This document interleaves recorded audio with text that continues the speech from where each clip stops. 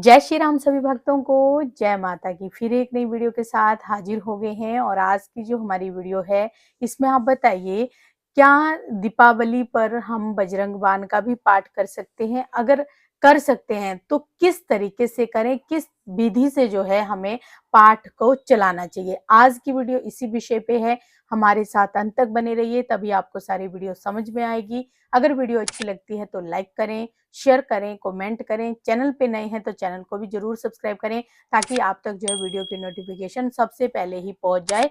चलिए शुरू करते हैं आज की वीडियो। जय श्री राम। जय श्री राम, जय श्री बालाजी महाराज, जय माता की। देखिए, शत्रु जो हैं किसी न किसी व्यक्ति के कहीं ना कहीं होते हैं। अज्ञात शत्रु, गुप्त शत्रु, जो हमें पता नहीं होता और हमारे से किसी न किसी प्रकार की ईर्ष्या रखते हैं, मन में किसी प्रकार का मुनाट रखते हैं, किसी न किसी प्रकार की गलत प्रकार की सोच जो है हमारे प्रति रखते हैं।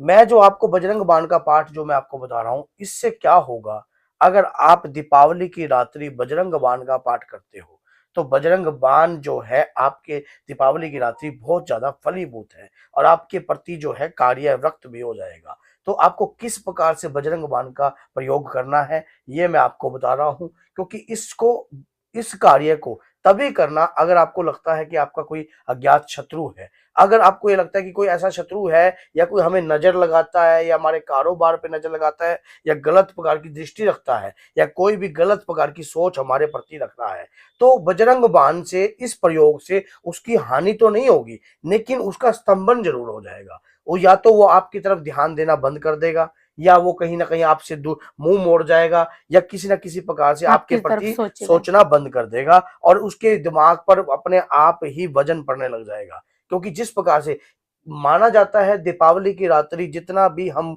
जो भी मंत्र का जाप करते हैं, जो भी हम किसी भी प्रकार का जाप करते हैं, वो कई ज्यादा फलीभूत होता है। देखिए, दीपावली पर भी इसका प्रयोग कर सकते हो आप, हनुमान जन्म महोत्सव पर भी इसका प्रयोग कर सकते हो, राम नवमी पर भी इसका प्रयोग कर सकते हो और नवरात्रि की नवमी पर भी इसका प्रयोग कर सकते हो, होली पर भी इसका प्रयोग कर सकते हो। तो कुछ ऐसे समय हैं और शिवरात्रि पर भी इस क्रिया का प्रयोग, क्योंकि ये क्रिया अधिकतर उसी समय ज्यादा फलदायक होती है जब कोई ऐसा विशेष दिन हो, और सोमवती अमावस्या पर भी प्रयोग कर सकते हो। अब आपने करना क्या है, इस क्रिया को करने से पहले आपने एक ईख लेना है, एक गन्ना लेना है, एक गन्ना लेना है। अब आप सोचो गन्ने से क्या होगा। उस गन्ने के आपने 5 टुकड़े करने हैं। टुकड़े जो है बराबर होने चाहिए, 1-1 फुट के टुकड़े होने चाहिए गन्ने के। और जो भी आपको लगता है, आपने उस गन्ने के टुकड़े कर कर उस गन्ने को अपने सामने, जब आप आसन पे, जब आप बजरंग बाण का पाठ करो तो कुशा का आसन होना चाहिए। आप जमीन पर नहीं होना चाहिए, कुशा का आसन होना चाहिए। और उस गन्ने को आपने ऐसे रखकर उसके बाद उनके ऊपर आपने अखंड दीप रखना है, जो भी तेल की बाती का दीप लगना है, लेटी हुई बाती का। उसके अंदर आपने अपने पूरे परिवार के ऊपर से, अगर आपको लगता है कि आपका काम किसी ने बांधा हुआ है या ऐसा लगता है कि काम के ऊपर नजर है या कारोबार पर नजर है, तो अपने पूरे परिवार के ऊपर से या किसी भी प्रकार से अपने ऊपर से, जो दुकान का मकान जो भी मालिक है वो अपने ऊपर से 7 बार वार कर काले तिल जो है उसमें आपने डाल देने हैं, दीपक में। दीपक के अंदर।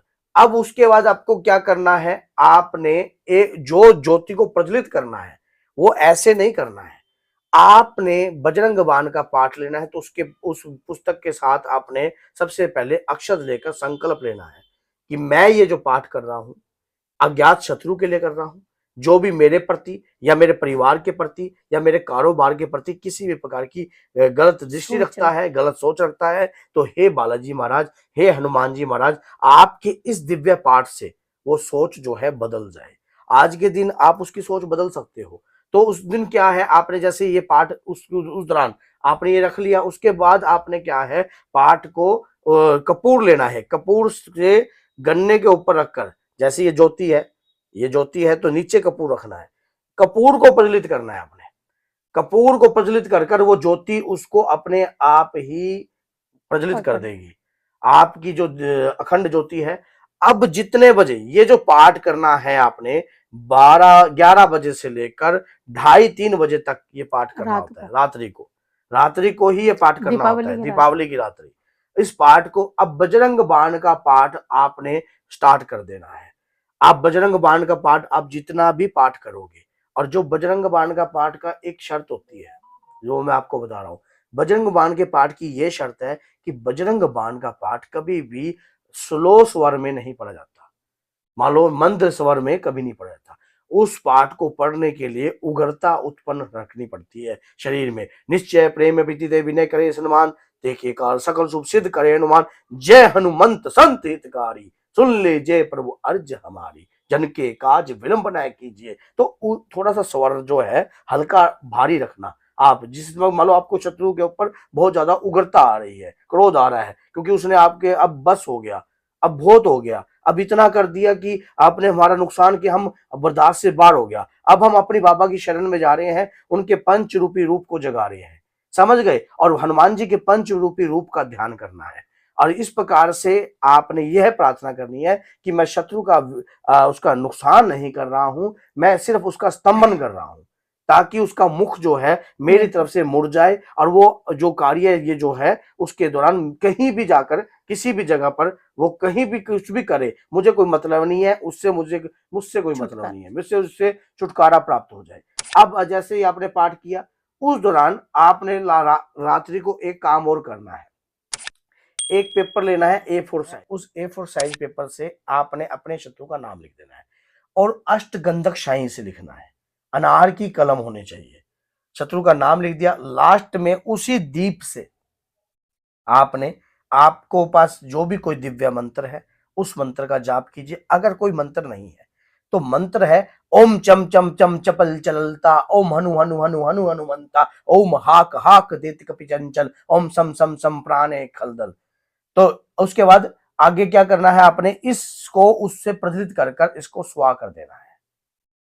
बस 3 बार इस मंत्र का जाप करना है। जो भी आपका शत्रु है आपसे स्तंभित हो जाएगा, आपसे अपने आप भी दूर हो जाएगा, उससे आपका रिश्ता जो है अपने आप जो कनेक्शन है वो टूट जाएगा, वो आपके प्रति गलत सोचने की जो दृष्टि रखता है वो भी भूल जाएगा। उसके बाद उस राख का क्या करना है, अब वो सवेरे उठकर जब आपकी ज्योति जो है पूर्ण हो जाए, किसी भी समय पर रात्रि के समय, अगले दिन दिवाली के अगले दिन रात्रि के समय आपने वो 5 गन्ने के पीस जो है, जो 5 गन्ने के पीस है, हाँ, किसी पीपल के वृक्ष के पास जाकर आपने उन गन्ने के पीसों और उसी राख से क्या करना है, उन गन्ने के पीसों को मसल देना है। उनके ऊपर आपने थोड़ा सा दीपक की बाती से जोत से उससे घी ले लेना और घी से मसल देना है। अब एक दिशा अपनी आपने फेंकनी है, सबसे पहले जो है अपनी ईशान कोण की तरफ, जहां पर जो ईशान कोण कौन सा होता है, जो इस साइड का कोना है, मान लो चारों दिशाओं में एक एक पिलर आपने फेंक देना है, और एक पिलर जो है पीपल के पास रख देना है चुपचाप, और पीछे मुड़कर नहीं देखना है। आपका शत्रु वहीं से स्तंभित हो जाएगा, आपके प्रति गलत सोचना बंद कर देगा। कितनी सी बड़ी शक्ति फेंकने की कोशिश करता हो, चाहे कितना बड़ा महान व्यक्ति क्यों ना हो, वो आपसे अपने आप ही दूर हो जाएगा। यकीन नहीं है, आजमा कर देखिए, करके देखिए, 101% इसका रिजल्ट मिलेगा आपको।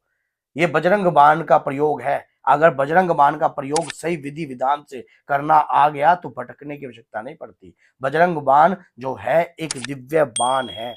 आपको पता है, जब पहले समय में महाभारत के युद्ध के समय में भी आपने देखा होगा कि जब भगवान श्री राम ने विश्वामित्र जी से विद्या ग्रहण करी थी तो मंत्रों के वश में वो शक्ति थी।